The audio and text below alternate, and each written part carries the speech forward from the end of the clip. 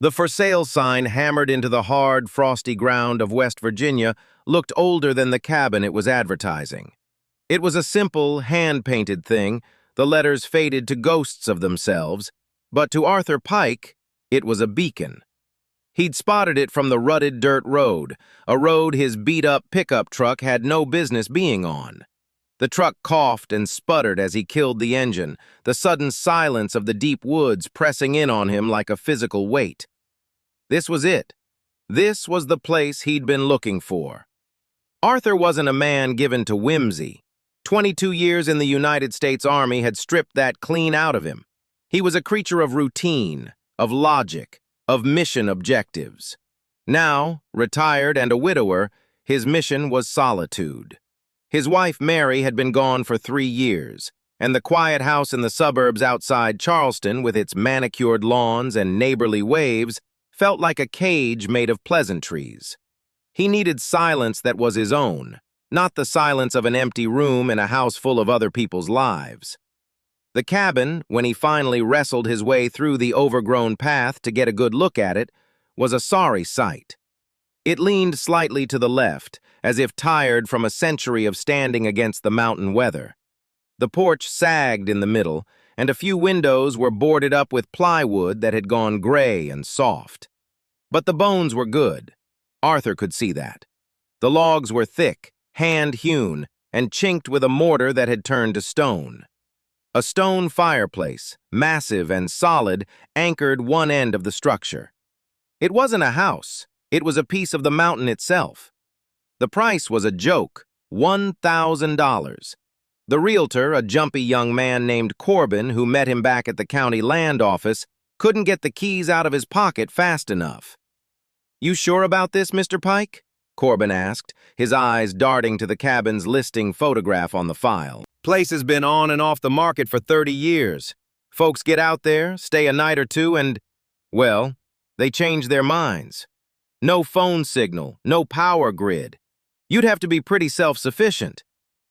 "I'm a retired soldier, son," Arthur had grunted, sliding a stack of worn bills across the counter.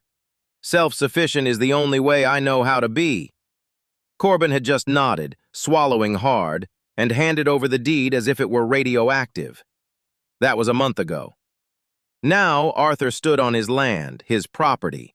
He'd spent the last 4 weeks in a tent, living out of his truck, working from sunrise to sunset.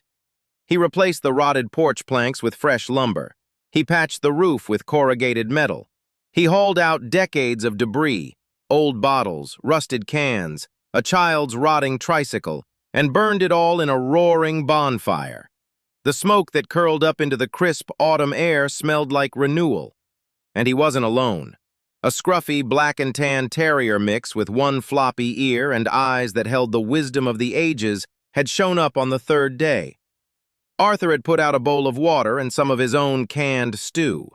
The dog, who he'd named Sarge for his no-nonsense demeanor, had stayed. He was the perfect companion, silent, loyal, and utterly fearless. At night, while the wind moaned through the pines, Sarge would sleep at the foot of Arthur's cot, his body a warm, solid presence against the creeping cold. By the time October had painted the surrounding hills in shades of fire, the cabin was habitable. It was Spartan, but it was his. He had a wood-burning stove for heat, a propane lamp for light, and a shortwave radio for the barest connection to the outside world. He'd spend his days splitting firewood, reading well-thumbed paperback westerns, and taking long walks with Sarge through the endless national forest that surrounded his property. It was the life he had dreamed of, but the mountain had a different kind of peace in mind. It began subtly, in ways a practical man like Arthur could easily dismiss. The first week, he noticed the woodpile seemed disturbed. He was meticulous about his stacking, a soldier's habit, creating neat, interlocked rows. But more than once he'd come back from a walk to find logs scattered on the ground, as if something had pushed them from the middle of the stack. Raccoons, he told himself, or a bear. He just hadn't heard one. He reinforced the pile and thought no more of it. Then there was the silence, or rather, the quality of the silence. Arthur had spent years around the thunder of artillery, so he valued quiet. But this was different. It was an active, listening silence. The forest around his cabin, which should have been alive with the rustle of leaves and the calls of nocturnal animals, would sometimes just stop. All at once. The crickets would cease their chirping, the distant hoot of an owl would fall away, and the very air would seem to hold its breath. During these moments, Sarge, who was usually content to doze by the stove, would lift his head, his ears pricking up, a low, guttural growl rumbling in his chest. He would stare, unblinking, at the cabin's back wall. "What is it, boy?" Arthur would ask, his voice unnaturally loud in the dead air. Sarge wouldn't respond, just keep staring until the forest sounds slowly, hesitantly returned. Arthur chalked it up to wildlife. A bear passing through, a mountain lion. The dog was just reacting to a scent. He was a rational man. He refused to let his imagination, a muscle he'd let atrophy decades ago, start to flex again. The night the television turned on, that rationality was put to a severe test. He didn't have a television. That was the thing. He had a small transistor radio for news and weather. But on this particular night, as he was drifting off to sleep in his cot, a sudden burst of static and light filled the room. It was coming from the corner where he kept his stack of books. For a heart-stopping second, the darkness was sliced by the flickering blue-white glow of what looked like a screen cycling through snow. And then, just as suddenly, it was gone. Arthur sat bolt upright, his heart hammering against his ribs. Sarge was on his feet, barking furiously at the empty corner, his hackles raised in a ridge along his spine. Arthur fumbled for his flashlight, the beam shaking as he swept it across the room. There was nothing there. No television, no device, just his books and the rough-hewn log wall. He spent the rest of the night in a chair by the cold stove, the flashlight in his lap, watching the corner. Sarge refused to settle, pacing back and forth, occasionally whimpering.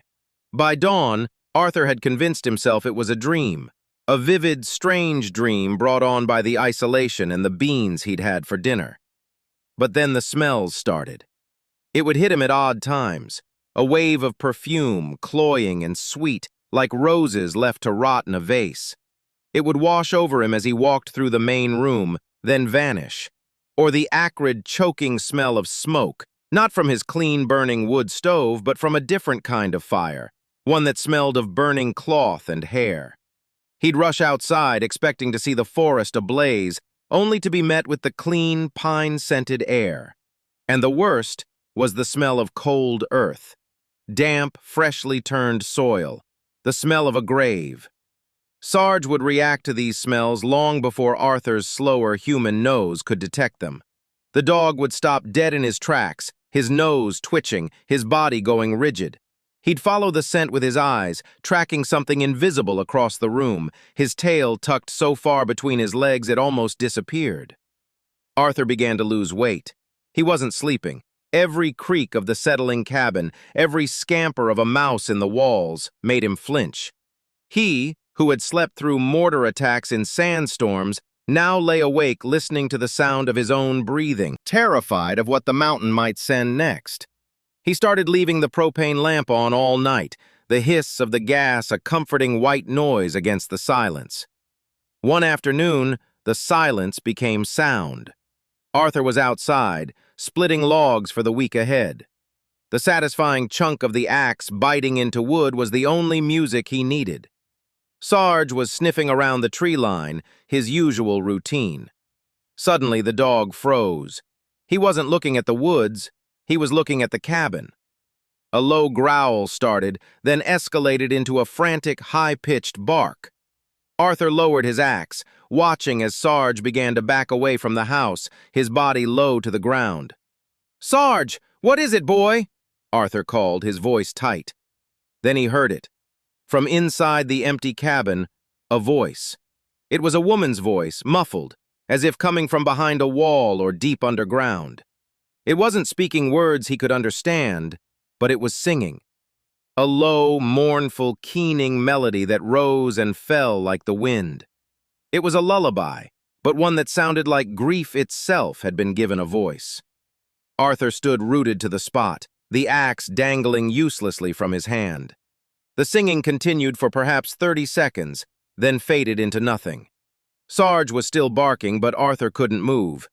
Every rational explanation he had left evaporated. Raccoons didn't sing. The wind didn't sound like a grieving mother. The old wiring didn't hum in melody. He didn't go back inside until the sun was high the next day. He spent the night in the cab of his truck, Sarge curled up on the seat beside him, both of them shivering. In the cold, hard light of morning, he felt foolish. But he also felt determined. This was his land, his home. He had fought for his country, survived wars and loss, and he would not be driven out of a log cabin by noises in the wind. He decided he would find the source. The singing had sounded like it came from below. He'd explored the crawl space under the cabin when he was fixing the floor joists, but he hadn't gone deep. It was a cramped, dirty space, barely 2 feet high. But that afternoon, armed with a powerful flashlight and a crowbar, he decided to go back in. He pulled up a section of the floorboards in the main room, the ones directly above where the sound seemed to originate. The musty, cold air of the crawl space wafted up, carrying with it that smell of damp earth he'd come to dread. He lowered himself down, his belly pressing into the dirt, the flashlight beam cutting a narrow path through the absolute darkness. He crawled for what felt like an eternity, the weight of the cabin pressing down on him. He called out for Sarge, but the dog, for the first time since he'd arrived, refused to follow. He stood at the edge of the opening, whining, his paws dancing anxiously on the wooden floor. Ignoring the dog, Arthur pressed on.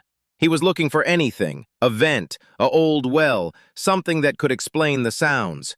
And then, his flashlight beam fell on something that made his blood run cold. It wasn't dirt, it was stone. Cut, rectangular blocks of stone, laid in a pattern that was clearly man-made. It was a wall that had no business being under his 19th century log cabin. In the center of the wall was a door. It was small, low, made of thick, dark wood banded with iron, and it was held shut by a heavy iron latch. But the latch wasn't the problem. The door was sealed. Thick black tar had been poured into every crack and seam, sealing it to the stone frame like a coffin lid. It wasn't a crawl space, it was a tomb. Arthur scrambled backward, his lungs burning, his mind reeling. He shot out from under the cabin, gasping for air, covered in dirt and cobwebs. Sarge was there, licking his face, whining in frantic relief. Arthur just lay on the floor, staring at the hole, his entire world view shattered. For 3 days, he didn't go near the cabin. He stayed in a motel in the nearest town, a 2-hour drive away. He told himself he was getting supplies. He was taking a break. He was being sensible. But Sarge knew the truth. He moped around the motel room, looking at Arthur with those wise, worried eyes. On the 3rd night, Arthur woke from a dead sleep. He was back in his cot, in his cabin. He had no memory of driving back. He had no memory of making the decision. But here he was. The room was dark, the propane lamp off. A sliver of moonlight cut through the window, and in that sliver of light, he saw Sarge. The dog was standing in the middle of the room, not looking at the back wall, but at the hole in the floor. The hole Arthur had been too terrified to close. The door to the crawl space. Sarge wasn't growling. He wasn't barking. He was just standing there, staring into the darkness below, his tail wagging slowly. Not in fear, in recognition. Arthur watched, paralyzed, as Sarge took a step towards the hole, then another.